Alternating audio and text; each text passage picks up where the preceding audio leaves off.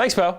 Hey everyone, it's me again, Damien from thecomicbooknerd.com to give you my top picks for comics sold this week. Starting this list this week, we have Amazing Spider-Man number 653, Revenge of the Spider Slayer Part 2. Writer Dan Slott sets the Spider Slayers and his insect army upon Manhattan. Nothing in Spider-Man's life is safe, from the offices of the Daily Bugle to the mayor's staff at City Hall to the space shuttle. Yeah, I said the space shuttle. Okay, yeah, Spidey's holding on to the space shuttle as it approaches 17,000 miles an hour, which is the speed it takes to reach low Earth orbit. I don't know, it's a comic book, folks. Hey, look, the new Avengers are this week's special guests. Robert Kirkman's Invincible number 77. The Viltrumite War continues. The final stand is on Earth, and it doesn't look like it's going too well for our heroes. I'm not sure which of Kirkman's recent books has had more blood in it, The Walking Dead or Invincible, but Invincible is close to winning by a landslide. Great book with a lot of dead superheroes.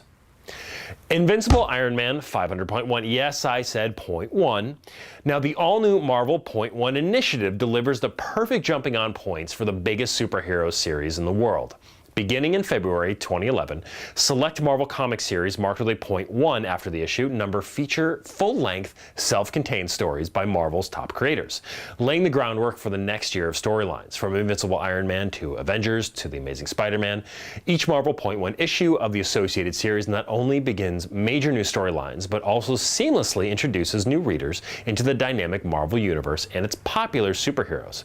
Now, if you're squeamish about jumping onto an ongoing series, now is the time to do it. Archie news! I've been getting disgruntled email about not giving you folks enough Archie news, so here you go. Archie and the Riverdale gang head south of the equator in issue 621 for an archaeological expedition to the lost land of San Montana. Now, I was kidding before about Archie having jungle fever when he kissed Valerie from the Pussycats back in issue 608 or something. But Tom DeFalco is taking that joke and running with it. Expect 32 pages of Archie and furry bikini Amazons coming to your local comic store May 31st.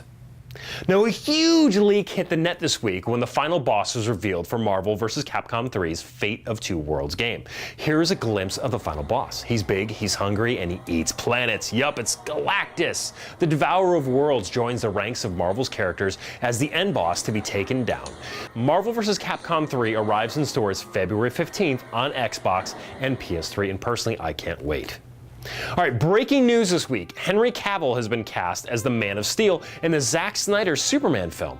Now, who is Henry Cavill, you ask? Well, you might have seen him in The Count of Monte Cristo or The Tudors. And rumor has it the script will be similar to the storyline of Mark Waid's Superman Birthright comic series. An amazing story and definitely well worth picking up if you have not read it yet. Now, the Superman movie is expected to be in theaters around the 2012 holiday season. Collectibles this week. Check out the Justice League Trophy Room Sinestro Power Battery Prop Replica. That's a mouthful.